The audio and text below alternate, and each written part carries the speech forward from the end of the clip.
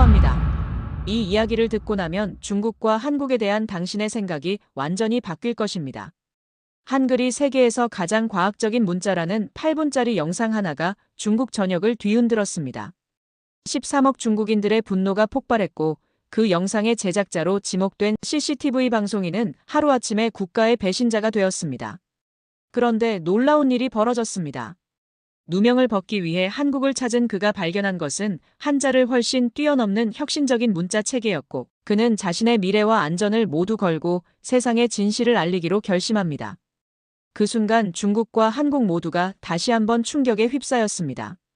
동아시아 문화의 패권을 완전히 뒤흔든 이 용감한 중국인의 선택은 어떤 결과를 낳았을까요? 지금부터 그 충격적인 진실을 공개합니다. 그 전에 잠깐 누르는데 1초도 걸리지 않는 좋아요와 구독 버튼을 눌러주시면 영상 제작에 아주 큰 힘이 됩니다. 그럼 오늘의 사연 시작합니다. 저는 왕지엔입니다.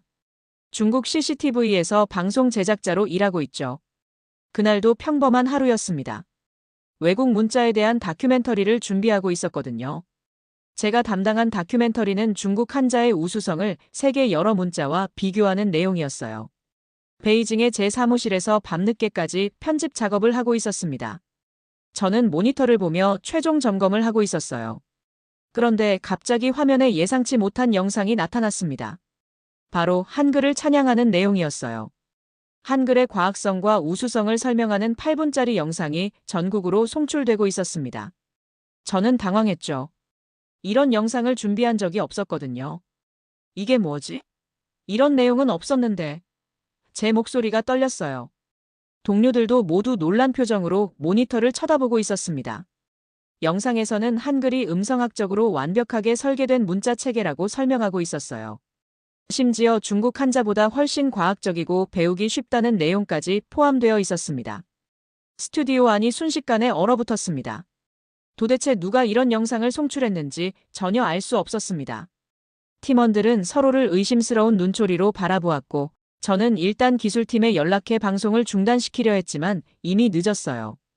영상은 이미 전국으로 송출된 후였습니다. 방송이 끝나자마자 중국 전역에서 폭발적인 반응이 터져나왔어요. 한글은 중국이 기원이라며 분노하는 댓글들이 순식간에 인터넷을 뒤덮었습니다. 중국 최대 SNS 웨이보에는 한글 찬양 사건이라는 해시태그가 급속도로 퍼졌고 국가적 수치라는 비난이 쏟아졌어요. 저는 점점 불안해지기 시작했죠. 한글이 어떻게 세종대왕이 만들었다는 거지? 명백한 역사 왜곡이다. 중국 글자를 모방해서 만든 걸 자랑스럽게 여기다니 한국인들은 정말 뻔뻔하군. CCTV가 이런 허위 내용을 방송해. 도대체 누가 책임자야? 이런 댓글들이 수백만 개 올라왔고 점점 비난의 화살이 저를 향하기 시작했습니다. 저는 속으로 나는 아무것도 한 것이 없는데 라고 생각했지만 이미 상황은 통제불능이었어요. CCTV 상부에서 긴급 소환 명령이 떨어졌습니다. 저는 떨리는 마음으로 회의실로 향했어요. 복도를 걸으면서도 동료들의 시선이 따갑게 느껴졌습니다. 회의실 문을 열자 이미 5명의 부장들이 심각한 표정으로 앉아 있었어요. 부장들의 표정은 차갑기 그지없었죠. 왕지엔, 이번 사태의 책임자가 누구라고 생각하나? 총괄 부장 리용의 목소리는 얼음장같이 차가웠습니다. 저는 정말 아무것도 모릅니다. 그 영상은 제가 준비한 것이 아니에요. 제 목소리가 떨렸습니다. 당신 부서에서 송출된 영상인데 어떻게 모를 수 있지? 지금 13억 중국인이 분노하고 있어. 우리 CCTV의 명예가 땅에 떨어졌소. 다른 부장이 책상을 내리쳤어요. 상부에서는 저에게 강한 책임을 물었습니다. 이 사건의 책임자는 왕지엔이라며 어떻게 이런 일이 일어날 수 있었는지 납득할 만한 설명을 요구했어요. 저는 결백하다고 항변했지만 아무도 믿어주지 않았습니다. 일주일 내로 조사 결과를 보고하시오. 만약 진상을 밝히지 못하면 당신 경력은 여기서 끝날 겁니다. 리용 부장의 최후 통첩에 저는 절망감을 느꼈어요. 사무실로 돌아오는 길에 동료들의 수군거림이 들렸습니다. 왕지엔이 한국 팬이라더라. 아마 일부러 그랬을 거야. 중국을 배신한 거지. 이런 말들이 제 귀에 들어왔어요. 저는 고개를 숙인 채 빠르게 자리로 돌아왔습니다. 상황은 더욱 악화되었습니다. 한국 혐오로 유명한 동료 류펑이 저를 공개적으로 비난하기 시작했어요. 그는 평소 저와 사이가 좋지 않았거든요. 40대 중반인 류펑은 국수주의적 성향이 강한 인물로 항상 한국 문화에 대해 비판적이었습니다. 왕지엔 드디어 본색을 드러냈군. 류펑이 커피룸에서 저를 만났을 때 비꼬듯 말했어요. 항상 느꼈어. 넌 중국인의 자존심이 없어. 류펑은 왕지엔이 친한파라는 소문을 퍼뜨리며 이런 일이 우연일 리 없다고 주장했어요. 사실 류펑은 평소에도 한국을 강하게 비난해왔던 사람이었습니다. 한국은 중국 문화를 도용하는 나라라고 늘 말했죠. 한국은 우리 문화의 그림자에 불과해. 한글?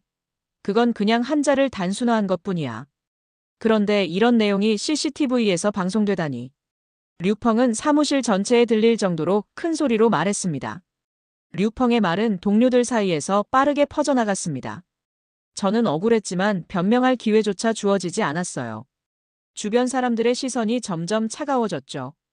점심시간에 구내식당에 가도 아무도 제 옆에 앉으려 하지 않았습니다. 저는 완전히 고립되었어요. 심지어 연인 철리나까지 저와 거리를 두기 시작했습니다.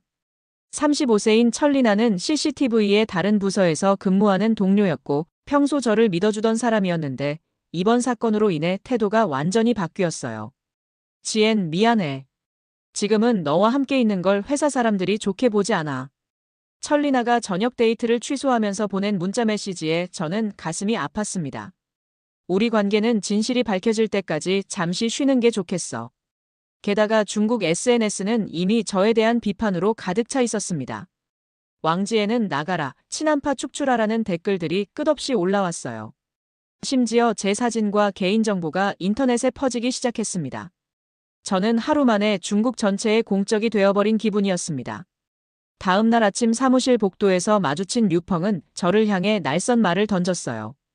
왕지엔, 내가 한글을 그렇게 좋아한다면 차라리 한국으로 가는 게 어때? 류펑의 목소리에는 도끼가 서려 있었어요. 한국은 우리 문화를 훔치는 도둑 국가인데 그런 나라의 문자를 찬양하다니 배신자라고 했죠. 중국에 기생하던 속국을 위하다니 중국인으로서 자격이 없다고 하더군요. 주변 직원들이 지켜보는 가운데 벌어진 일이었어요. 그들은 대부분 고개를 숙이고 지나갔지만 몇몇은 류펑을 지지하는 표정으로 저를 노려보았습니다. 저는 너무 억울했어요. 류펑, 당신이 무슨 권리로 나를 판단해?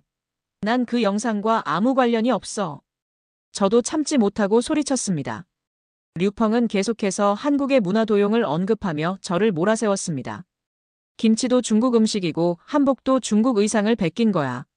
심지어 한글도 한자에서 영감을 얻은 건데 이런 사실을 외면하고 한글을 찬양하다니.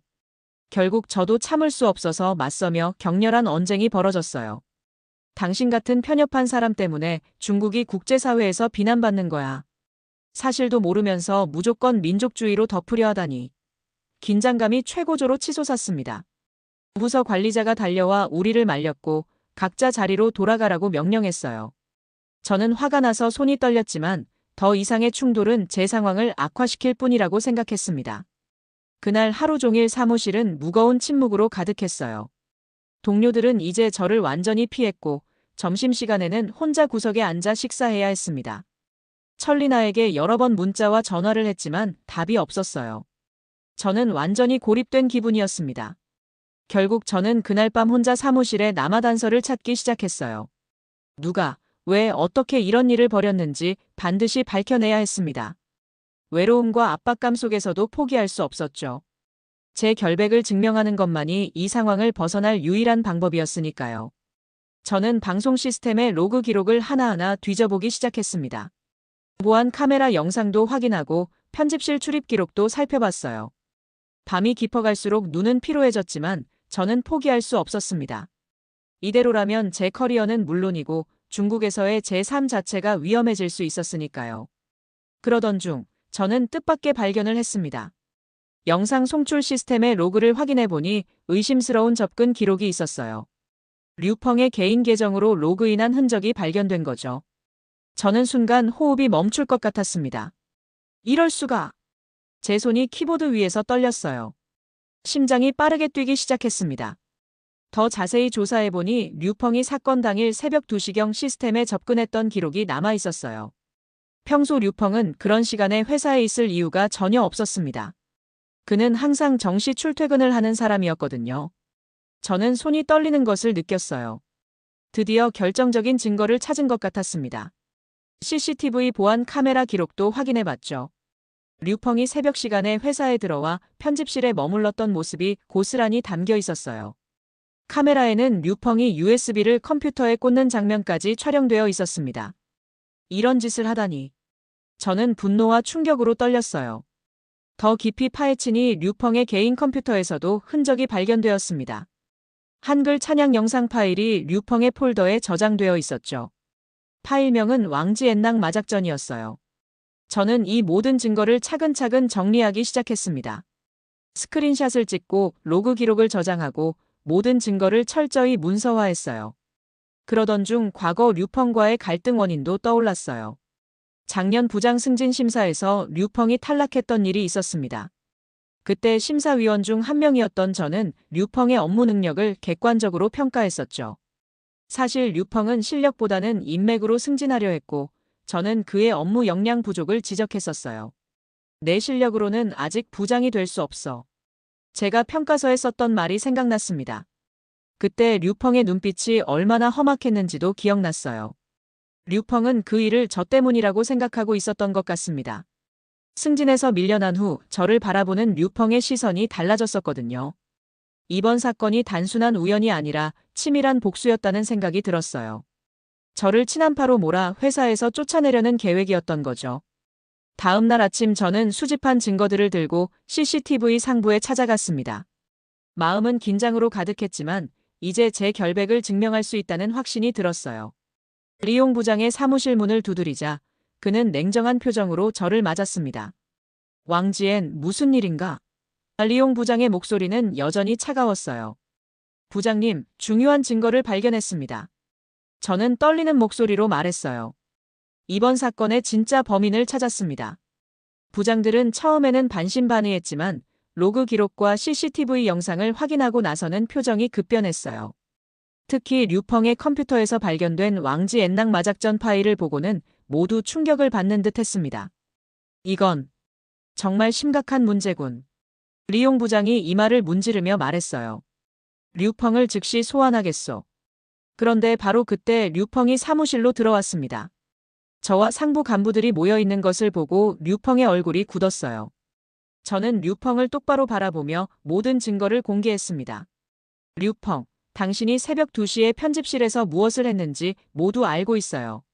한글 찬양 영상을 고의로 송출해서 저를 함정에 빠뜨리려 했던 거죠. 제 목소리는 떨렸지만 단호했습니다. 류펑은 처음에는 강하게 부인했어요. 무슨 헛소리를 하는 거야? 난 그런 적 없어. 그의 목소리는 격앙되어 있었습니다. 하지만 결정적인 증거들이 하나씩 제시되자 점점 당황하기 시작했습니다. 저는 차분하게 류펑의 모든 행적을 설명했죠. CCTV 영상, 로그 기록, 파일명까지 모든 증거가 그를 지목하고 있었어요. 이건 조작이야. 왕지엔이 나를 모함하려는 거라고. 류펑의 얼굴이 점점 붉어졌어요. 류펑이 갑자기 화를 내며 저를 향해 소리를 질렀어요. 왜 자신만 희생양으로 만드느냐며 격하게 항의했습니다. 너 같은 놈 때문에 내가 승진해서 밀려났잖아. 내가 모든 걸 망친 거라고. 저도 참을 수 없어서 맞서며 회의실 안이 순식간에 전쟁터가 되었죠. 당신이 승진을 못한 건 실력이 부족해서야. 그런데 그 분풀이를 나한테 하다니 이런 비열한 방법으로.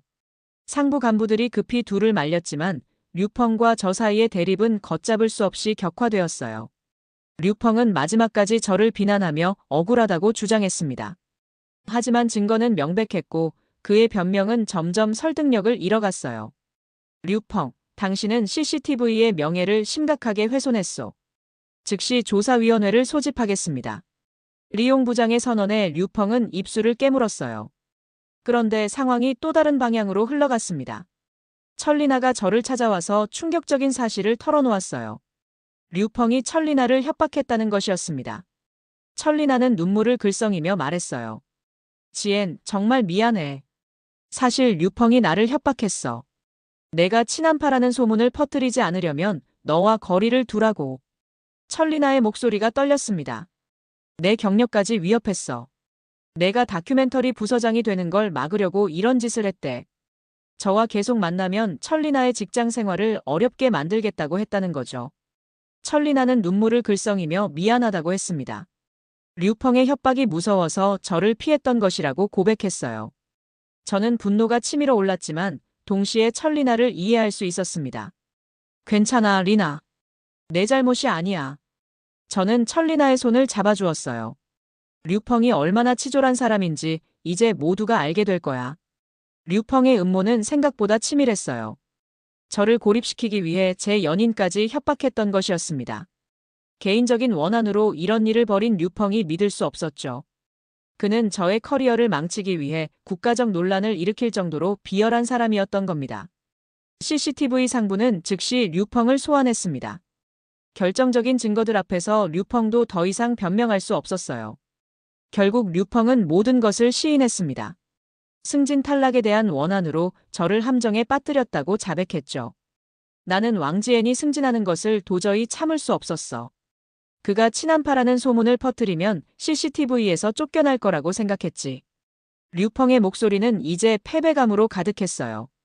CCTV는 류펑을 즉시 해고 조치했습니다. 사건의 진상이 밝혀지면서 저에 대한 의혹도 완전히 해소되었어요. 동료들은 저에게 미안하다며 사과했습니다. 몇몇은 머쓱한 표정으로 제게 커피를 건네기도 했어요. 왕지엔, 정말 미안해.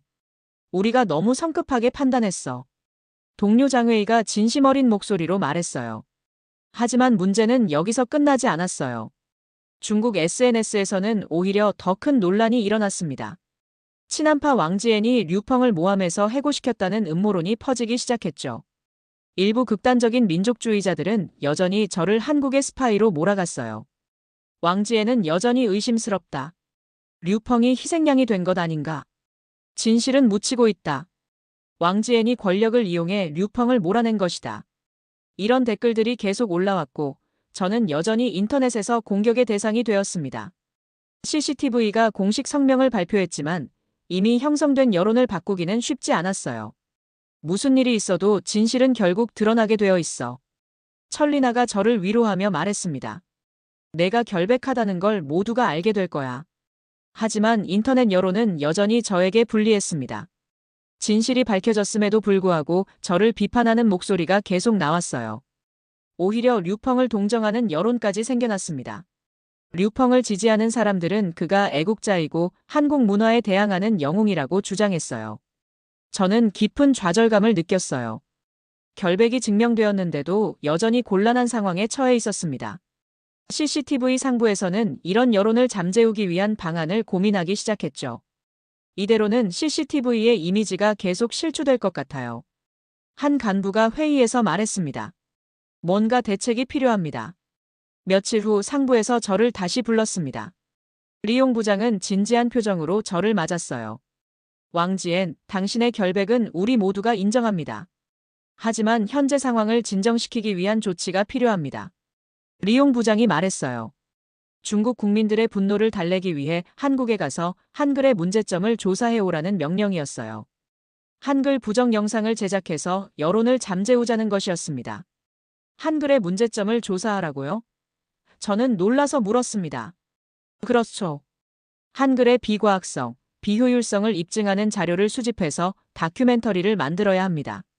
중국 국민들에게 한글보다 한자가 우수하다는 것을 증명해 보이는 거요. 리용 부장의 요구는 명확했어요. 저는 복잡한 심정이었어요. 회사의 명령을 따라야 하는 상황이었지만 진실을 왜곡하는 일에 참여하는 것이 과연 옳은 일인지 고민되었죠. 양심과 현실 사이에서 깊은 갈등을 겪었습니다. 한글에 대해 제대로 조사하지도 않고 비판하는 것은 제가 망설이자 리용 부장이 말을 끊었어요. 왕지엔, 이건 명령이요. 거절할 수 없소. 당신의 커리어를 생각한다면 이 임무를 수행해야 해요. 리용 부장의 눈빛에는 위협이 담겨 있었습니다. 하지만 저는 이 기회를 다르게 활용해보기로 마음먹었어요. 한국에 가서 한글의 실체를 직접 확인해보고 진실이 무엇인지 스스로 판단해보겠다고 다짐했습니다. 어쩌면 이것이 진실을 밝힐 수 있는 좋은 기회일지도 모른다는 생각이 들었어요. 알겠습니다, 부장님. 한국에 가서 한글에 대해 철저히 조사하겠습니다. 저는 마음속으로 다른 생각을 품은 채 대답했습니다. 철리나에게 이 소식을 전하자 그녀는 걱정스러운 표정을 지었어요. 정말 한국에 가기로 한 거야? 위험하지 않을까? 철리나의 목소리에는 걱정이 가득했습니다. 괜찮아, 리나. 이건 오히려 기회일 수도 있어. 한글이 정말 어떤 문자인지 직접 확인할 수 있잖아. 저는 철리나를 안심시키려 했어요. 철리나는 잠시 생각하더니 제 손을 꼭 잡았습니다. 지엔, 무엇보다 진실을 찾아줘. 그리고 조심해. 중국에서 너를 기다리고 있을게. 그렇게 철리나의 격려를 받으며 한국행을 결심한 저는 며칠 후 인천공항에 도착했습니다. 비행기에서 내리는 순간 낯선 나라에 대한 긴장감이 몰려왔어요. 중국에서 받은 압박과 임무의 무게가 어깨를 짓누르는 듯 했습니다. 공항에 걸린 한글 안내판들이 제 눈에 들어왔어요. 처음 보는 문자임에도 불구하고 각 글자의 모양이 일정한 규칙성을 가지고 있다는 느낌이 들었습니다. 저는 복잡한 심정으로 그 글자들을 바라봤어요. 한글로 된 간판들이 거리 곳곳에 눈에 띄었습니다. 저는 복잡한 심정이었어요. 이 문자들의 단점을 찾아서 비판하는 영상을 만들어야 한다는 생각이 머릿속을 맴돌았습니다. 하지만 동시에 객관적인 시각으로 한글을 바라보고 싶다는 마음도 있었어요. 택시를 타고 서울 시내로 향하는 동안 도시의 모습에 놀랐습니다. 깨끗하고 정돈된 도로, 높은 빌딩들, 세련된 디자인의 건물들이 제 눈에 들어왔어요. 중국 매체에서 묘사하는 한국과는 사뭇 다른 모습이었습니다. 처음 한국에 오셨나요? 택시 기사님이 유창한 중국어로 물었어요. 저는 놀라서 그를 바라봤습니다. 네, 어떻게 아셨어요? 제가 물었습니다. 중국에서 오신 분들은 표정이 다르거든요. 서울을 신기하게 바라보시더라고요. 기사님이 웃으며 말했어요. 요즘 많은 중국 분들이 한국을 방문하세요. 특히 한류 때문에요. 택시 기사님의 친절함이 낯설면서도 반가웠습니다. 중국에서 들은 것과 달리 첫 만남에서부터 한국인의 따뜻함을 느낄 수 있었어요. 호텔에 도착해서 짐을 정리하는 동안 철리나에게서 메시지가 왔어요. 진실을 찾아달라는 당부와 함께 저를 믿고 있다는 응원의 말이었습니다. 철리나는 무엇이 옳은지 스스로 판단해서 결정하라고 격려했죠. 지엔, 너를 믿어. 진실을 직접 확인하고 내 양심에 따라 행동해줘. 철리나의 메시지가 제게 큰 위로가 되었어요. 저는 창밖으로 서울의 야경을 바라봤습니다. 한강을 따라 펼쳐진 불빛들이 아름다웠어요. 이곳에서 정말 한글의 단점만을 찾아야 하는 걸까? 라는 생각이 머릿속을 스쳐 지나갔습니다. 다음 날부터 본격적인 조사에 나섰습니다. CCTV에서 지시한 대로 한글의 문제점을 찾기 위해 여러 곳을 돌아다녔어요. 하지만 조사하면 할수록 예상과 다른 결과가 나왔습니다. 서울 시내 곳곳에서 한글 사용 현황을 관찰했습니다. 지하철 안내판, 도로 표지판, 상점 간판들을 꼼꼼히 살펴봤죠. 놀랍게도 한글은 매우 체계적이고 일관된 방식으로 사용되고 있었어요. 특히 눈에 띈 것은 외국인들도 비교적 쉽게 한글 간판을 읽고 있다는 점이었습니다. 한 지하철역에서 저는 서양인 관광객이 한글 안내판을 보며 길을 찾는 모습을 목격했어요. 그들은 비록 한국어를 몰라도 한글 자체는 몇 분 만에 기본적인 읽기가 가능하다고 말했습니다. 한글은 놀라울 정도로 논리적이에요. 자음과 모음의 조합이 명확해서 며칠 만에 기본적인 읽기가 가능했어요. 영국에서 온 관광객 마이클의 말에 저는 적지 않게 충격을 받았어요. 도서관에서 한글 관련 자료들을 찾아보기도 했습니다. 한글의 창제 원리와 과학적 근거들을 읽으면서 저는 충격을 받았어요. 세종대왕이 1443년에 창제한 한글은 단순한 문자 발명이 아니라 음성학적 원리에 기반한 혁신적인 문자 체계였습니다. 한글의 자음은 발음 기관의 모양을 본떠 만들었고 모음은 하늘, 땅, 사람을 상징하는 철학적 의미까지 담고 있었어요. 이렇게 논리적이고 체계적인 문자 체계는 정말 드물었습니다. 저는 이런 사실을 알게 될수록 CCTV의 임무가 더욱 부담스러워졌어요. 그런데 중국에서는 CCTV가 제 임무를 대대적으로 홍보하기 시작했어요. 왕지엔이 한국에서 한글의 문제점을 파헤치고 있다며 언론에 발표했습니다. 저는 이 소식을 들으면서 부담감이 더욱 커졌죠. 왕지엔이 한국에서 한글의 비과학성을 증명할 결정적 증거를 찾고 있다. 라는 헤드라인이 중국 주요 언론에 실렸다는 소식을 들었어요. 제가 아직 아무것도 밝혀내지 못했는데 이미 결론이 내려진 것 같았습니다. CCTV에서 기대했던 한글의 단점이나 문제점은 찾기 어려웠습니다. 오히려 한글의 우수성을 증명하는 사례들만 계속 발견되었어요. 제가 중국에서 들었던 한글은 한자를 모방한 것이라는 주장은 전혀 사실이 아니었습니다. 한글은 완전히 독창적인 창제 원리를 가진 문자였어요. 저는 깊은 고민에 빠졌습니다. 어느 날 명동 거리를 걷다가 우연히 한국어 학원을 발견했어요. 호기심에 들어가 보니 다양한 국적의 외국인들이 한글을 배우고 있었습니다. 중국인, 일본인, 미국인, 유럽인 등 여러 나라 사람들이 모여 있었어요. 한글을 배우는데 얼마나 걸리나요? 제가 원장님께 물었습니다. 기본적인 읽기와 쓰기는 보통 일주일이면 가능해요. 물론 한국어 자체를 마스터하는 건 더 오래 걸리지만 한글 자체는 배우기 쉬워서 많은 외국인들이 빠르게 습득하죠. 원장님의 대답에 저는 다시 한번 놀랐어요. 중국 한자를 배우는 데는 수년이 걸리는데 한글은 일주일이라니. 학원에서 만난 중국인 유학생 장민과 대화를 나눌 기회가 있었습니다. 그녀는 베이징 출신으로 한국에서 2년째 공부하고 있었어요. 처음에는 한글이 이상해 보였어요. 하지만 배우기 시작하니 너무 논리적이라서 놀랐어요. 특히 발음과 표기가 거의 일치해서 중국어보다 읽기가 훨씬 쉬워요. 장민의 말에 저는 고개를 끄덕였습니다. CCTV 상부에서는 정기적으로 진행 상황을 보고하라고 압박했습니다. 저는 애매한 답변으로 시간을 끌면서 더 많은 조사를 하겠다고 했죠. 하지만 상부에서는 제 행보를 의심하기 시작했어요. 왕지엔, 벌써 일주일이 지났소. 아직도 한글의 문제점을 찾지 못했나? 리용 부장의 전화에 저는 식은땀을 흘렸습니다. 부장님, 철저하게 조사하고 있습니다. 단순히 표면적인 비판이 아니라 근거 있는 자료를 수집하려고요. 저는 최대한 시간을 벌려고 노력했어요. 회사에서는 왜 이렇게 오래 걸리는지, 정말로 한글 비판 영상을 만들 의향이 있는지 추궁했습니다. 저는 점점 더 큰 압박을 받았지만 거짓말을 할 수는 없었어요. 왕지엔, 내가 한국에 가서 현지인들에게 세뇌당하고 있는 것은 아닌가?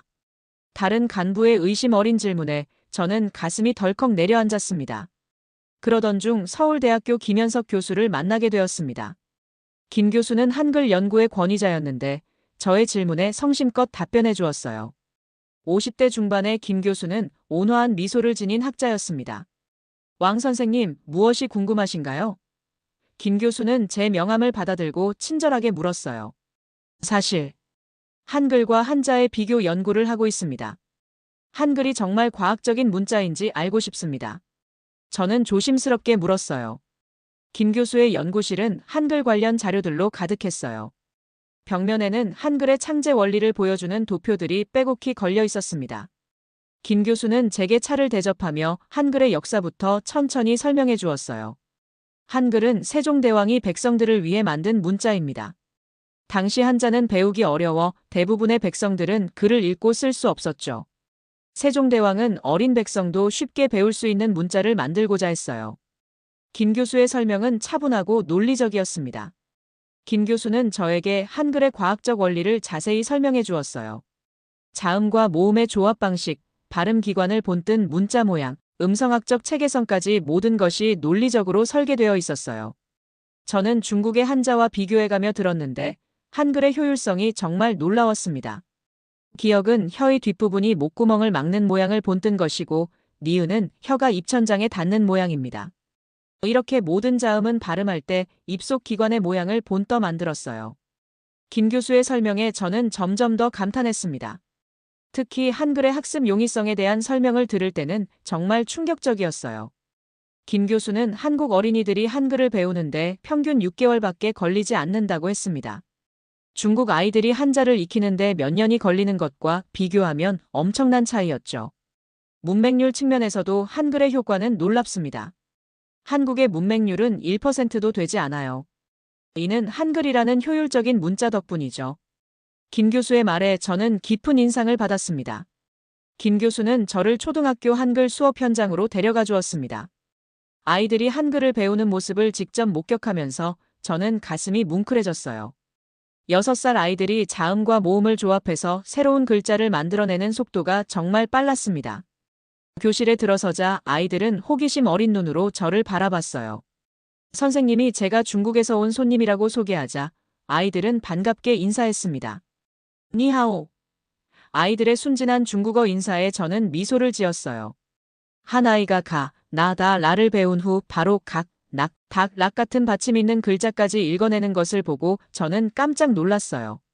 이런 규칙성과 체계성은 다른 문자에서는 찾기 어려운 것이었습니다. 중국에서는 아이들이 몇 살 때부터 한자를 배우나요? 초등학교 선생님이 저에게 물었어요. 보통 5살에서 6살부터 시작하지만 기본적인 한자 3천자를 익히는 데만 초등학교 6년이 걸려요. 제가 대답하자 선생님은 놀란 표정을 지었습니다. 한글은 기본 원리만 이해하면 모든 글자를 읽고 쓸 수 있어요. 우리 아이들은 한 학기면 충분히 한글을 마스터하죠. 선생님의 말에 저는 깊이 생각에 잠겼습니다. 김 교수와 함께 서울 시내 곳곳을 돌아다니면서 한국 시민들의 친절함도 경험했어요. 길을 묻자 친절하게 알려주는 사람들, 지하철에서 자리를 양보해주는 사람들을 보면서 저는 한국에 대한 편견이 점점 사라지는 것을 느꼈습니다. 명동에서 길을 헤매고 있을 때 한 노부부가 다가왔어요. 저희가 중국어로 대화하는 것을 듣고 중국어로 말을 걸어주셨습니다. 찾으시는 곳이 어디신가요? 할아버지의 중국어는 서툴렀지만 따뜻했습니다. 이화여대 방향으로 가고 싶은데요. 제가 대답하자 노부부는 지하철역까지 직접 저희를 안내해 주셨어요. 저희가 베이징에 여행 갔을 때 중국 사람들이 많이 도와줬어요. 이제 저희가 갚을 차례죠. 할머니의 말씀에 저는 감동받았습니다. 저녁 시간에 호텔로 돌아갔을 때 정말 놀라운 일이 있었어요. 호텔 직원들이 저를 위해 특별한 배려를 해주었습니다. 프런트 직원은 제가 중국에서 온 것을 알고 중국어로 인사해 주었고, 룸서비스 직원은 중국 차를 준비해 주었어요. 손님을 위해 특별히 준비했습니다. 중국에서 오신 분들이 좋아하실 것 같아서요. 직원의 말에 저는 감동받았습니다. 청소 담당 직원은 제 방에 한국 전통 과자를 작은 메모와 함께 놓아두었습니다. 메모에는 한국 방문을 환영한다는 내용이 서툰 중국어로 적혀 있었어요. 저는 이런 세심한 배려에 깊이 감동받았습니다. 한중 우호를 위해 노력해 주셔서 감사합니다. 라는 문구가 적힌 메모를 보며 저는 묘한 죄책감을 느꼈어요. 제가 와 있는 진짜 목적을 알면 이 직원들은 어떤 생각을 할까요? 호텔 컨시어지는 제가 한글을 연구하고 있다는 것을 알고 관련 박물관과 도서관을 추천해 주었어요. 심지어 지도까지 그려주며 가는 방법을 자세히 설명해 주었습니다. 이런 친절함은 제가 중국에서 들었던 한국 이야기와 너무 달랐어요. 김 교수와의 대화를 통해 저는 인생관 자체가 바뀌는 것을 느꼈습니다. 편견 없이 사실을 직시하는 것이 얼마나 중요한지 깨달았어요. 학자로서의 양심도 다시 한번 돌아보게 되었죠. 한글 박물관에서 한글의 역사와 발전 과정을 보면서 저는 깊은 감동을 받았어요. 세종대왕이 백성을 위해 만든 문자라는 창제 정신도 인상적이었습니다. 이런 뛰어난 문자 체계를 비판하라고 하는 것이 얼마나 부당한 요구인지 깨달았습니다. 외국인들이 한글을 배우는 사례도 직접 목격했어요. 한국어 학원에서 만난 미국인, 일본인, 베트남인 학습자들이 한글을 익히는 과정을 보면서 저는 더욱 놀랐습니다. 대부분 몇 주 만에 기본적인 읽기가 가능해졌어요. 한국 사람들의 일상 속에서 한글이 어떻게 사용되는지도 세심하게 관찰했어요. 상점 간판부터 책, 신문, 인터넷까지 모든 곳에서 한글이 자연스럽게 사용되고 있었습니다. 복잡한 표기법 없이도 모든 소리를 정확하게 표현할 수 있다는 것이 놀라웠죠. 그날 밤 저는 김 교수와의 만남을 통해 얻은 깨달음들을 천리나에게 전화로 전했어요. 천리나는 저의 발견에 놀라워하면서도 진실을 밝혀내고 있다며 격려해 주었습니다. 지엔, 내가 직접 보고 느낀 것을 믿어. 진실은 항상 우리가 생각하는 것보다 복잡하고 다양해. 천리나의 말에 저는 큰 위로를 받았습니다. 한글과 한국 문화에 대한 이해가 깊어질수록 저는 더욱 확신을 갖게 되었어요. 이런 훌륭한 문자와 문화를 세상에 올바르게 알리는 것이 제가 해야 할 일이라고 생각했습니다. 김 교수는 저의 결심을 보고 진정한 용기라며 응원해 주었어요. 왕 선생, 진실을 추구하는 학자의 모습이 보기 좋습니다. 국적을 떠나 객관적 사실을 인정하는 것은 쉽지 않은 일이니까요. 김 교수의 격려에 저는 더욱 용기를 얻었습니다. 그렇게 한글과 한국의 진실을 알리겠다고 다짐한 저는 다음 날 아침 현실의 벽에 부딪혔습니다. CCTV 본사에서 급하게 연락이 왔어요. 상부에서는 언제까지 한국에 머물 것인지, 언제 한글 비판 영상을 완성할 것인지 강하게 추궁했습니다. 왕지엔, 벌써 10일이 지났소. 무슨 성과가 있나? 알리용 부장의 목소리는 예전보다 더 차갑고 위협적이었습니다. 전화를 받는 순간 저는 온몸이 굳어지는 것을 느꼈어요. 부장의 목소리는 차가웠고 제가 시간을 끌고 있다는 의심이 역력했습니다. 저는 더 정확한 조사를 위해 시간이 필요하다고 대답했지만 상부는 만족하지 않았어요. 중국에서는 내가 한국에 오래 머물면서 의심스러운 행동을 한다는 소문이 돌고 있어. 중국인으로서의 자부심은 다 어디 갔나? 부장의 말에 저는 가슴이 떨렸습니다. 회사에서는 중국 내 여론이 계속 악화되고 있으니 빨리 한글의 문제점을 찾아서 영상을 만들라고 압박했습니다. 저는 전화를 끊고 나서 깊은 한숨을 쉬었어요. 손이 떨리고 있었습니다. 김 교수를 만나러 가는 길에 제 마음은 복잡했습니다. 한국에서 직접 경험한 것들과 회사의 요구 사이에서 저는 점점 더 큰 갈등을 겪고 있었어요. 지하철을 타고 가면서도 계속 고민이 머릿속을 맴돌았습니다. 진실을 위해 내 커리어를 희생할 수 있을까? 저는 창밖을 바라보며 깊은 생각에 잠겼습니다. 김 교수의 연구실에 도착해서 저는 솔직하게 제 상황을 털어놓았어요. CCTV에서 한글을 비판하는 영상을 만들라고 했지만 실제로는 비판할 근거를 찾을 수 없다고 했습니다. 김 교수는 저의 고민을 진지하게 들어주었어요. 왕 선생, 매우 어려운 상황이군요. 하지만 학자로서 진실을 왜곡하는 것보다 더 큰 배신은 없습니다. 김 교수의 눈빛은 진지했어요. 양심에 따라 행동하는 것이 결국 옳은 길입니다. 비록 당장은 어려움이 있더라도요. 김 교수는 저에게 진실한 마음을 따르라고 조언했습니다. 학자로서 양심을 저버리면 안 된다고 했어요. 저는 김 교수의 말이 마음에 와 닿았지만 동시에 현실적인 어려움도 느꼈습니다. 제가 진실을 말하면 중국으로 돌아갈 수 없을지도 모릅니다. 제 목소리가 떨렸어요. 때로는 큰 위험을 감수해야 할 때가 있습니다. 역사적으로 진실을 위해 희생한 학자들은 결국 존경받았습니다. 김 교수의 말에 저는 깊은 생각에 잠겼어요. 오후에 CCTV에서 또 다른 연락이 왔어요. 이번에는 더욱 강경한 톤이었습니다. 왕지엔이 정말로 한글 비판 영상을 만들 의지가 있는지 의심스럽다는 말까지 나왔어요. 저는 가슴이 답답해지는 것을 느꼈습니다. 48시간 내에 한글 비판 영상의 초안을 보내지 않으면 당신을 소환하겠소. 그리고 그 결과는 당신도 알 것이오. 부장의 최후 통첩에 저는 식은땀을 흘렸습니다.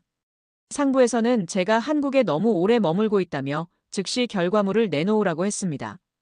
한글의 단점을 찾지 못한다면 억지로라도 문제점을 만들어내라는 암시까지 했어요. 저는 이런 요구에 깊은 거부감을 느꼈습니다.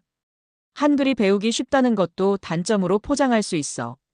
너무 단순해서 예술성이 떨어진다든가 문화적 깊이가 한자보다 얕다든가. 부장의 말에 저는 화가 났지만 참았습니다. 호텔방으로 돌아온 저는 창밖을 바라보며 깊은 사색에 잠겼어요. 서울의 야경이 아름다웠지만 제 마음은 어둠으로 가득했습니다. 개인적 신념과 회사의 압박 사이에서 저는 점점 더 큰 스트레스를 받고 있었어요. 천리나에게 전화를 걸어 제 고민을 털어놓았습니다. 천리나는 저의 괴로움을 이해한다며 위로해 주었어요. 하지만 중국에서도 상황이 좋지 않다고 했습니다. 제가 한국에 너무 오래 머물고 있다는 소문이 돌고 있다고 했어요. 지엔, 중국에서는 내가 한국에 귀화하려 한다는 말까지 나오고 있어. 인터넷에서는 민족의 배신자라는 말까지 나와. 천리나의 목소리가 떨렸습니다. 천리나는 그럼에도 불구하고 저를 믿고 있다며 격려해 주었습니다. 진실을 추구하는 것이 옳은 일이라고 했어요. 저는 천리나의 지지에 힘을 얻었지만 동시에 미안한 마음도 들었습니다. 리나, 이 일 때문에 너까지 곤란해질까봐 걱정돼. 제가 말했습니다. 괜찮아, 지엔. 내가 옳다고 생각하는 일을 해.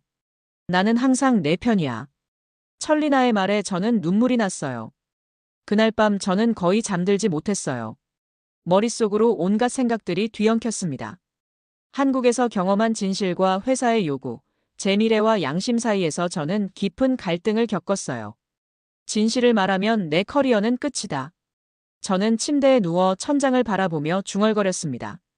하지만 거짓말을 하면 내 양심이 용서하지 않을 거야. 다음 날 아침 김 교수와 다시 만났을 때 저는 더욱 지쳐 보였을 것입니다.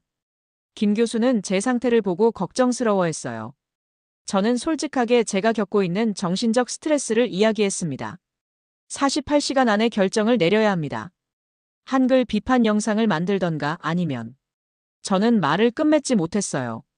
김 교수는 저에게 진정한 용기가 무엇인지 말해주었어요. 어려운 상황에서도 옳은 일을 선택하는 것이 진정한 용기라고 했습니다. 저는 김 교수의 말에 깊이 공감했지만 여전히 결정을 내리기 어려웠어요. 왕 선생, 역사는 진실을 선택한 사람들을 기억합니다. 비록 당시에는 고통받더라도 긴 안목에서 보면 그것이 올바른 선택입니다. 김 교수의 말씀이 제 마음에 깊이 와닿았어요. CCTV에서는 계속해서 압박 전화를 걸어왔습니다. 제가 한국에 있는 동안 중국 내 여론이 더욱 악화되고 있다며 빨리 돌아오라고 했어요. 저는 이런 압박에 점점 더 큰 부담을 느꼈습니다. 점심을 먹으러 나간 길에서 한국 사람들의 일상을 보면서 저는 더욱 깊은 고민에 빠졌어요. 이렇게 평범하고 선량한 사람들이 사는 나라를 왜 비판해야 하는지 이해할 수 없었습니다. 서울의 한 카페에 앉아 저는 창밖의 행인들을 바라봤어요. 학생들이 책을 읽으며 걸어가는 모습, 노인들이 공원에서 담소를 나누는 모습, 직장인들이 바쁘게 오가는 모습. 모두 다른 나라 사람들과 다를 바 없는 평범한 일상이었습니다. 이런 사람들에 대해 거짓말을 퍼뜨리는 게 과연 옳은 일일까? 저는 커피잔을 만지작거리며 생각했어요. 그날 저녁 호텔에서 혼자 있으면서 저는 중대한 결심을 해야 한다는 것을 깨달았어요. 더 이상 미룰 수 없는 상황이었습니다. 저는 창밖을 바라보며 마음을 다잡았어요. 저는 결국 제 양심을 따르기로 했습니다. 한글의 진실을 밝히는 긍정적인 영상을 만들기로 결심했어요. 비록 그것이 제 커리어와 중국에서의 미래를 위험에 빠뜨릴지라도 진실을 왜곡할 수는 없었습니다. 그렇게 제 양심을 따르기로 결심한 저는 다음 날 아침 일찍 일어나서 새로운 각오를 다졌습니다. 거울을 보며 스스로에게 말했어요. 이제 더 이상 망설이지 않겠다고 말이에요. 한글의 진실을 밝히는 긍정적인 영상을 만들기로 확고히 결단했습니다. 진실이 무엇이든 그것을 말할 용기가 필요해. 저는 거울 속 제 모습을 바라보며 다짐했습니다. 아침 식사를 하면서도 제 마음은 한결 가벼웠어요. 며칠간 괴롭혔던 갈등이 사라지니 오히려 새로운 에너지가 생겼습니다. 저는 김 교수에게 전화를 걸어 제 결심을 알렸어요. 김 교수는 저의 용기를 칭찬하며 적극 도와주겠다고 했습니다. 왕 선생, 정말 용기 있는 결정입니다. 진실을 위한 당신의 선택을 존경합니다. 김 교수의 목소리에는 감동이 묻어났어요. 본격적인 촬영에 들어가기 전에 저는 한국 각지를 돌며 한글의 실제 사용 사례들을 찾아다녔어요. 부산의 해운대에서 외국인 관광객들이 한글 간판을 보고 쉽게 길을 찾는 모습을 촬영했습니다. 외국인 2명이 한글 간판을 가리키며 길을 찾고 있었어요. 놀랍게도 그들은 발음 그대로 읽어서 목적지를 찾고 있었습니다. 이 문자는 정말 놀라워요. 몇 시간 배웠을 뿐인데 간판을 읽을 수 있어요. 프랑스에서 온 관광객이 말했죠. 저는 이런 장면을 놓치지 않고 카메라에 담았습니다. 정말 놀라운 장면이었어요. 대구의 한 초등학교에서는 다문화 가정 아이들이 한글을 배우는 모습을 담았습니다. 베트남 출신 어머니를 둔 아이가 한글을 또박또박 읽는 모습을 보면서 저는 가슴이 뭉클했어요. 한글의 포용성을 직접 목격한 순간이었습니다. 우리 애는 베트남어와 한국어를 동시에 배우고 있어요. 한글이 쉬워서 두 언어 모두 빨리 익힐 수 있었죠. 아이 어머니의 말에 저는 깊이 공감했습니다. 한자였다면 이렇게 쉽게 배울 수 있었을까요? 제주도에서는 한글이 관광 안내에 어떻게 활용되는지 관찰했어요. 한글 표기 덕분에 외국인들도 쉽게 관광 정보를 얻을 수 있었습니다. 특히 한글 표기가 영어, 중국어, 일본어 표기와 함께 있어 다양한 언어권 관광객들이 편리하게 이용할 수 있었어요. 저는 이런 모습들을 하나하나 카메라에 담아 나갔어요. 한글은 정말 효율적인 문자예요. 관광객들이 길을 잃는 경우가 훨씬 적어졌죠. 제주도 관광 안내소의 직원은 자랑스럽게 말했습니다. 촬영을 진행하는 동안 CCTV에서는 계속해서 압박 전화를 걸어왔습니다. 상부에서는 제가 도대체 뭘 하고 있는지 의심스럽다며 즉시 귀국 명령을 내렸어요. 저는 이런 위협에도 굴하지 않았습니다. 왕지엔, 당신이 지금 무슨 짓을 하는지 알고 있소. 우리 정보원이 당신이 한글 연구학자들과 만나는 것을 목격했어. 부장의 목소리가 전화기 너머로 들렸습니다. 부장은 전화에서 화를 내며 왕지엔이 명령을 거부하고 있다고 했어요. 회사 차원에서 강력한 조치를 취하겠다고 위협했습니다. 저는 전화를 받으면서 손이 떨렸지만 포기하지 않았어요. 부장님, 제가 하는 일은 진실을 찾는 것뿐입니다. 학자로서 거짓말을 할 수는 없어요. 제 목소리는 떨렸지만 단호했습니다. 당신의 가족과 천리나까지 모두 위험해질 수 있다는 걸 명심하시오. 부장의 마지막 협박에 저는 가슴이 철렁 내려앉았습니다. 하지만 이미 결심은 굳혔어요. 서울로 돌아온 저는 김 교수와 함께 한글 교육 현장을 더 자세히 촬영했습니다. 성인 문해 교육 현장에서 70대 할머니가 한글을 배우는 모습은 정말 감동적이었어요. 늦은 나이에도 한글을 쉽게 익히는 모습을 보면서 저는 울컥했습니다. 평생 글을 모르고 살았는데 이제야 내 손으로 편지를 쓸 수 있게 되었어요. 할머니의 눈가에 맺힌 눈물을 보며 저도 함께 눈시울이 붉어졌습니다. 한국 시민들의 진심 어린 응원도 큰 힘이 되었어요. 촬영 현장에서 만난 사람들은 제가 중국에서 온 방송 관계자라는 것을 알고 따뜻하게 맞아주었습니다. 한중 우호를 위해 좋은 일을 하고 있다며 격려해 주었어요. 서울 광화문에서 촬영하던 중 한 노신사가 다가와 말을 걸었습니다. 중국에서 오셨군요. 한글을 연구하신다니 반갑습니다. 우리 문화가 서로 이해되면 좋겠어요. 그의 따뜻한 미소에 저는 마음이 녹아내렸습니다. 이런 진정성 있는 만남들이 제 결심을 더욱 굳건하게 했어요. 김 교수는 저와 함께 밤늦게까지 영상 편집 작업을 도와주었습니다. 한글의 과학적 원리를 설명하는 부분에서는 전문적인 자료들을 제공해 주었어요.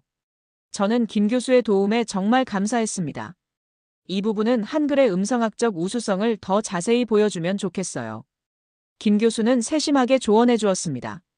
한글은 단순히 문자가 아니라 과학적 체계예요. 그런데 중국에서 더욱 강력한 압박이 들어왔어요. CCTV에서는 저를 공식적으로 비난하는 성명을 발표했습니다. 왕지엔이 회사 명령을 거부하고 있다며 중국 내에서 공격적인 여론을 유도했어요. CCTV 소속 왕지엔 기자가 임무를 방기하고 한국에 체류 중이다. 이런 헤드라인이 중국 전역에 퍼졌습니다. 인터넷에서는 저에 대한 비판이 다시 폭발했습니다. 친한파 왕지엔이 결국 본색을 드러냈다는 댓글들이 넘쳐났어요. 저는 이런 상황에서도 흔들리지 않으려고 노력했습니다. 지엔, 중국 정부가 너에 대한 조사에 착수했대. 가족들까지 압박받고 있어. 천리나의 떨리는 목소리가 전화기 너머로 들렸습니다. 천리나에게서 걱정스러운 연락이 왔어요. 중국에서 제 상황이 매우 나빠지고 있다며 빨리 돌아오라고 했습니다. 하지만 저는 이미 결심을 굳혔기 때문에 끝까지 해내겠다고 했어요. 리나, 나는 돌아갈 수 없어. 거짓말을 하면서 살 바에는 차라리. 제 목소리가 떨렸습니다. 알아, 지엔. 내가 옳은 일을 하고 있다는 걸 나도 알아. 하지만 너무 위험해. 천리나도 울먹이며 말했어요. 촬영을 마치고 편집 작업을 완료하는데 일주일이 걸렸습니다. 그동안 CCTV에서는 거의 매일 협박 전화를 걸어왔어요. 법적 조치를 취하겠다는 말까지 나왔습니다. 저는 점점 더 큰 위험에 처해 있었어요. 하지만 김 교수와 한국 시민들의 응원 덕분에 저는 포기하지 않을 수 있었습니다. 제가 만든 영상은 한글의 진정한 가치를 보여주는 작품이 되었어요. 8분 분량의 영상 안에 제가 한국에서 경험한 모든 감동이 담겨 있었습니다. 세계에서 가장 과학적이고 뛰어난 문자, 한글의 진실이라는 제목의 영상에는 한글의 창제 원리부터 현대적 활용까지 모든 것이 담겨 있었어요. 특히 한글이 인류 문명에 기여한 업적과 문맹률을 낮추는데 기여한 성과를 강조했습니다. 이제 돌아갈 수 없는 강을 건너게 될 거예요. 김 교수가 최종 편집본을 보며 말했습니다. 하지만 역사는 당신의 용기를 기억할 겁니다. 그렇게 모든 위험을 감수하고서라도 진실을 알리겠다는 각오로. 다음 날 아침 저는 떨리는 손으로 스마트폰을 켰습니다. 제가 만든 한글 찬양 영상을 중국의 주요 SNS 플랫폼에 업로드할 순간이었어요. 심장이 너무 빨리 뛰어서 숨쉬기가 어려웠습니다. 업로드 버튼을 누르기 전에 저는 잠시 멈췄어요. 이 순간 이후로 제 인생은 완전히 바뀔 것이라는 것을 알고 있었습니다. 하지만 더 이상 망설일 수 없었어요. 저는 용기를 내어 버튼을 눌렀습니다. 진실은 언젠가 모두에게 받아들여질 것이다. 저는 중얼거리며 최종 확인 버튼을 눌렀습니다. 영상이 업로드되자마자 저는 가슴이 두근거리는 것을 느꼈어요. 제목은 간단했습니다. 한국에서 직접 경험한 한글의 진실이라고 적었죠. 저는 스마트폰을 내려놓고 창밖을 바라봤습니다. 서울의 아침 햇살이 유난히 밝게 느껴졌어요. 처음 30분 동안은 조용했어요. 하지만 곧 댓글들이 달리기 시작했습니다. 처음에는 의아해하는 반응들이 많았어요. 왕지엔이 정말로 이런 영상을 만들었느냐는 질문들이 쏟아졌습니다. 이게 정말 CCTV 왕지엔이 만든 영상이 맞나? 해킹당한 건가? 아니면 정말 자기 의지로 올린 건가? 중국인이 한글을 이렇게 칭찬하다니 믿을 수 없어. 1시간이 지나자 상황이 급변했어요. 영상 조회수가 폭발적으로 증가하기 시작했습니다.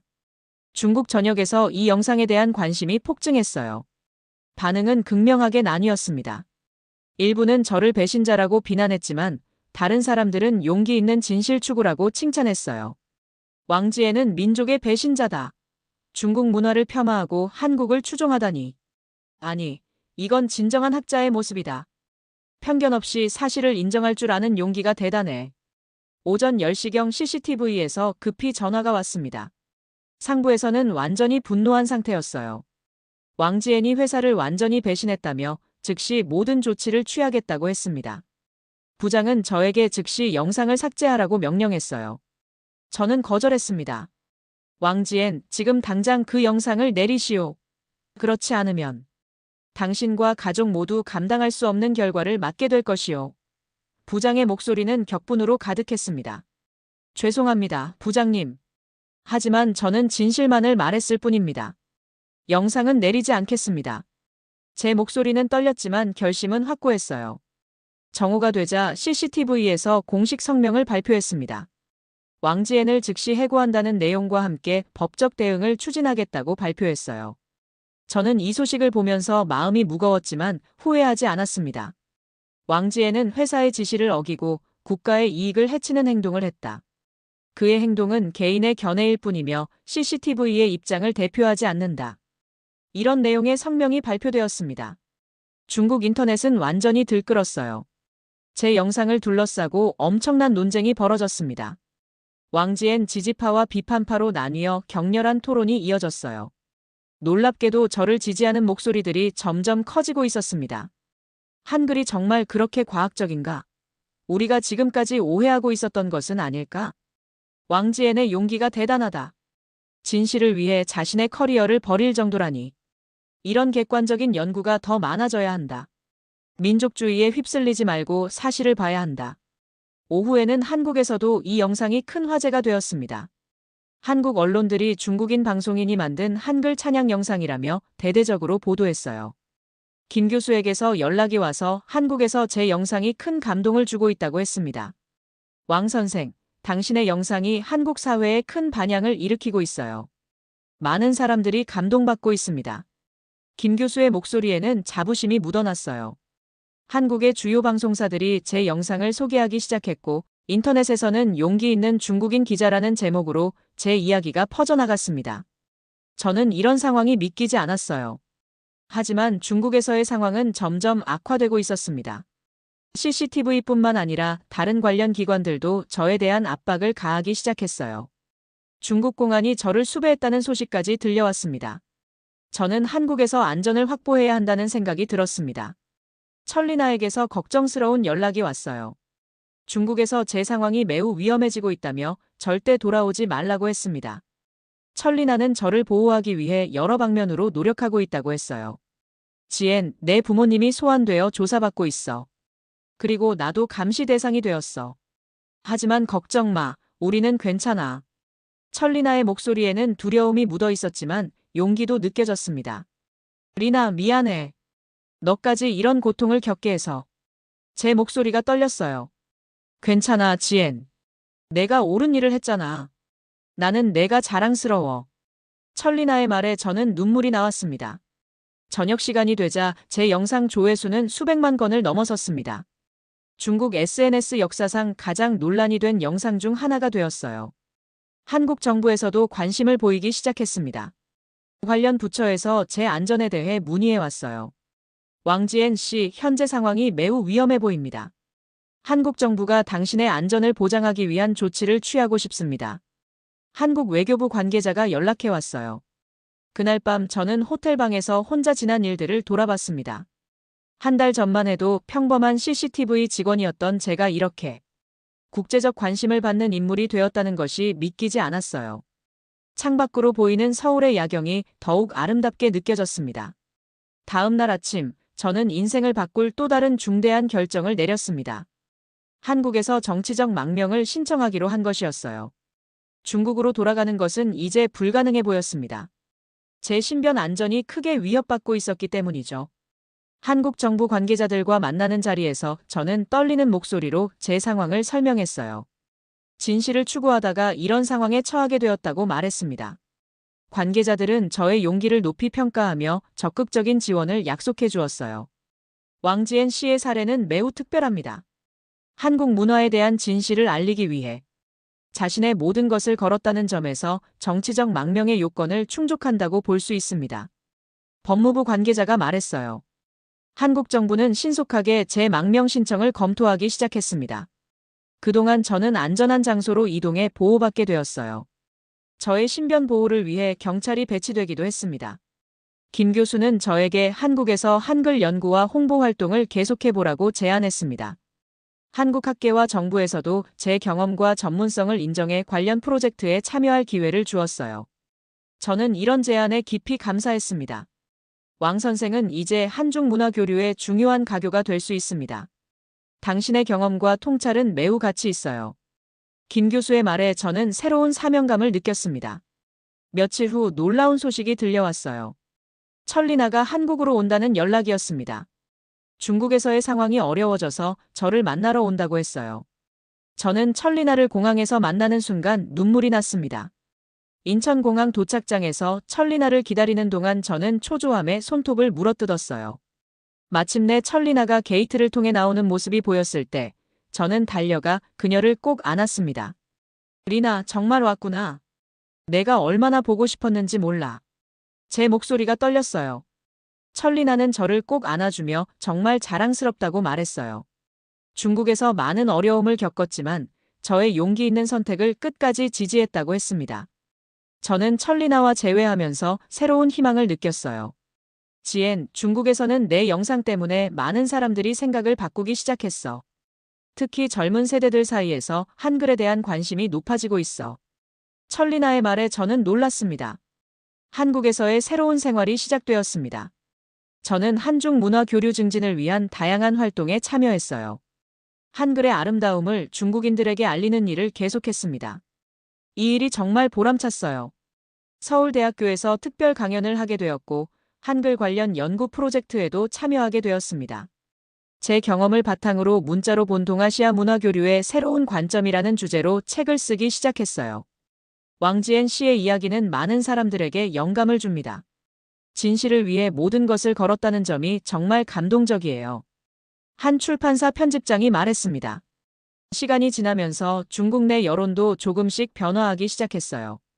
처음에는 저를 비판하던 사람들도 점점 제 진정성을 인정하기 시작했습니다. 특히 젊은 세대들 사이에서 객관적 사실을 추구하는 제 태도에 대한 지지가 늘어났어요. 왕지엔의 영상을 보고 한글에 대해 다시 생각해보게 되었다. 민족주의에 휩쓸리지 않고 객관적으로 바라보는 시각이 필요하다. 한국과 중국은 서로 배울 점이 많은 이웃 국가다.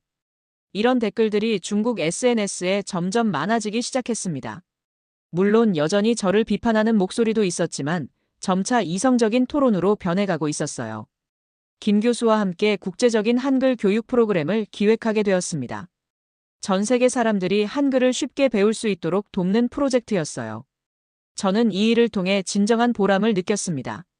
한글은 전 세계인을 위한 문자가 될 수 있어요. 배우기 쉽고 과학적이니까요. 국제 한글 교육 세미나에서 저는 열정적으로 발표했습니다. 한국에서 1년을 보내면서 저는 완전히 새로운 사람이 되었어요. 편견 없이 사실을 받아들이고 용기를 내어 진실을 추구하는 것이 얼마나 중요한지 깨달았습니다. 한글을 통해 문화적 편견을 넘어설 수 있다는 것도 배웠어요. 저와 천리나는 한국에서 새로운 삶을 시작했습니다. 천리나도 한국 회사에 취직해 일하기 시작했고, 우리는 서울 외곽에 작은 아파트를 마련했어요. 비록 중국에 있는 가족들을 자주 볼 수 없게 되었지만, 우리는 새로운 환경에서 행복을 찾아가고 있었습니다.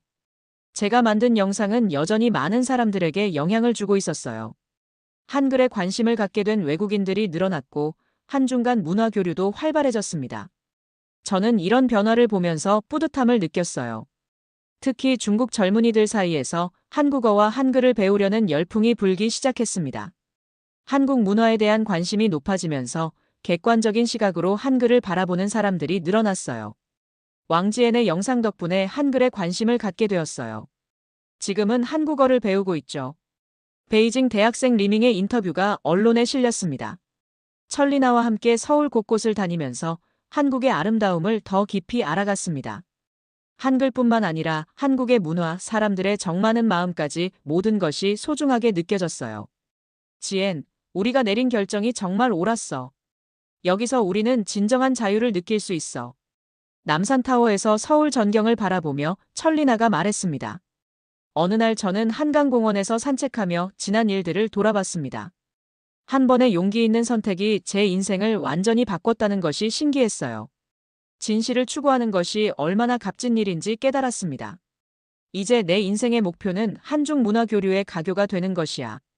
저는 한강의 잔잔한 물결을 바라보며 생각했어요. 김 교수는 저에게 진정한 학자의 정신을 보여줬다고 칭찬해 주었어요. 국경을 넘어서 진실을 추구하는 자세가 정말 대단하다고 했습니다. 저는 이런 인정에 감사했어요. 왕지엔 선생은 진정한 용기가 무엇인지 보여주었습니다. 앞으로 더 많은 사람들이 당신의 발자취를 따를 것입니다. 서울대학교에서 열린 세미나에서 김 교수가 저를 소개하는 말이었어요. 지금 저는 한국에서 행복한 삶을 살고 있습니다. 한글 교육과 한중 문화 교류를 위한 일에 매진하고 있어요. 제가 경험한 진실과 감동을 더 많은 사람들과 나누고 싶습니다. 돌이켜보면 류펑의 음모로 시작된 사건이 제게는 인생 최고의 선물이 되었어요. 진실을 마주할 용기, 편견을 버릴 용기, 그리고 새로운 시작을 할 용기를 얻었습니다. 저는 이 모든 경험에 감사하며 앞으로도 진실을 추구하는 삶을 살아가겠습니다. 대한민국의 한글은 단순한 문자가 아닙니다. 그것은 인류 역사상 가장 과학적이고 체계적인 문자 체계이자 백성을 사랑한 세종대왕의 마음이 담긴 위대한 유산입니다. 한글은 문맹률을 획기적으로 낮추고 지식 접근성을 높이는 데 기여했습니다. 이런 한글의 우수성은 국경과 이념을 넘어 모든 이들에게 인정받아야 할 진실입니다. 한 사람의 용기 있는 선택이 역사의 흐름을 바꿀 수 있습니다. 제가 경험한 이 놀라운 여정이 여러분에게도 작은 영감이 되었기를 바랍니다. 진실은 때로 불편할 수 있지만 결국 그것을 직시하는 용기가 더 나은 세상을 만들어갑니다. 여러분, 오늘 이야기는 어떠셨나요? 좋아요와 구독, 그리고 여러분의 생각을 댓글로 남겨주세요. 더 많은 분들이 한글의 위대함과 진실을 추구하는 용기의 가치를 알 수 있도록 이 영상